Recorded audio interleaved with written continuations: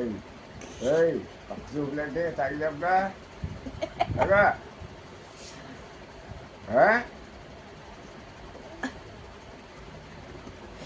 తాగు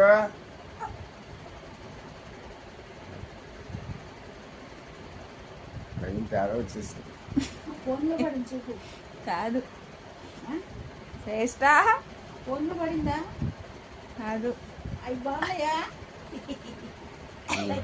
కాదు పెద్దనాన్నకి తెలిసి నవ్వులు పాలు తాగిస్తున్నాడు.